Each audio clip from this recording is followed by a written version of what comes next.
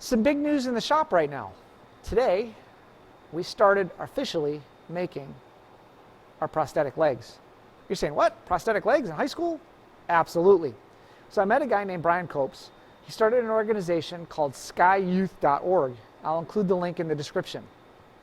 And what he's doing is he's making prosthetic legs for people in Latin America. And we've received a grant from the Harbor Freight Foundation to help him, which is really exciting. So thank you, Harbor Freight Tools for Schools. The Harbor Freight Tools for Schools program donated some money to us in a grant so that we can make parts for these legs. So we're going to help out Brian do that. And what's really awesome about these is these are 3D printed parts. So this part right here is 3D printed. It's got carbon fiber in it. The foot has carbon fiber in it. And there's a whole bunch of other plastics in here. We don't have the ability to help with those, but we do have the ability to machine parts. So we are going to start making parts like these.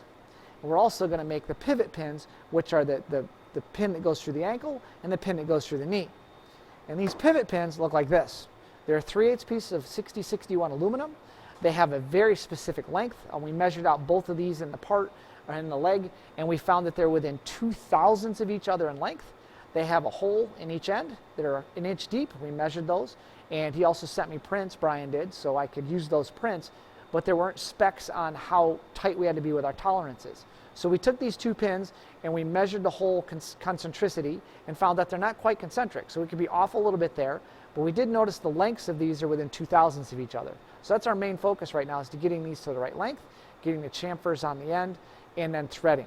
There's going to be more in this video on how all this works, which is really exciting. And I'll also show you how we're going to inventory 200 parts at various stages, because this isn't going to get done in one day by one student. It's going to get done by multiple students, and it's going to take us days to do this. So I'm really excited, and I hope you enjoy this video. Please stay tuned for more.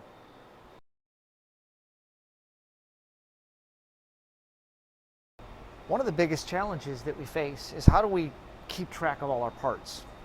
So what we have are a bunch of bins here, and these bins have this fancy colored sheet in it. And this sheet is called a travel card. That's what we call it.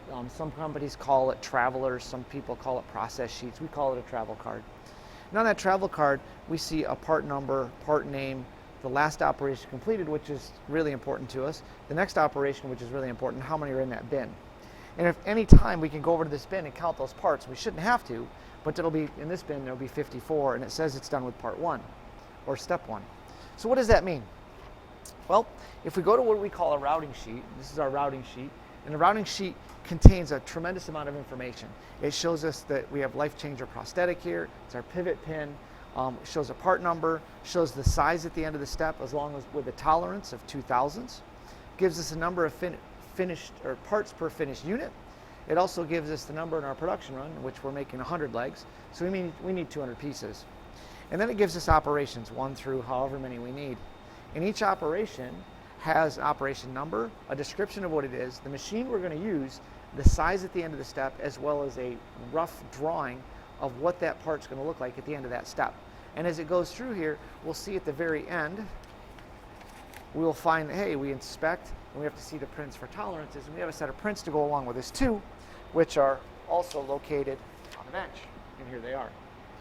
So what's really awesome is a student can come out here as long as they understand how to use the equipment, and that's what my job is, to show them how to do that, to pick up any part or any bin, go through the process, and just follow these steps on our routing sheet based on what our travel card says, and we can make a finished part.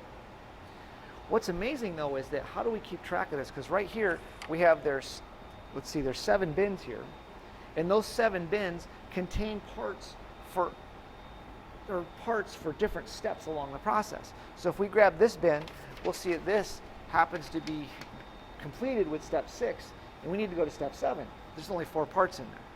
So we may not want to hold that. We may want to hold off on that or keep it going, depending on what we think. But we have to figure out what step 6 is, and that goes back to that routing sheet.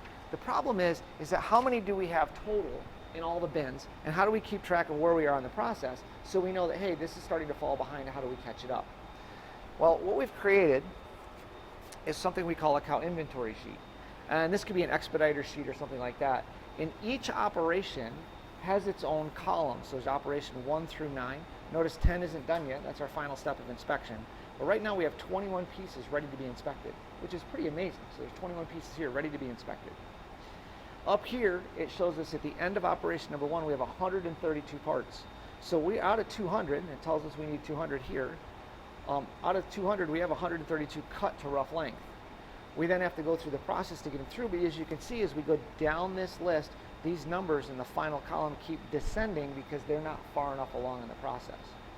So this is a really cool way to keep track of stuff.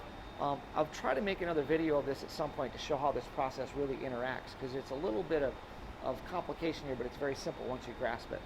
But this is how we're inventorying our parts, this is how we're keeping track of what we're doing, and this is how we're maintaining our inventory so that we can make parts in a timely fashion.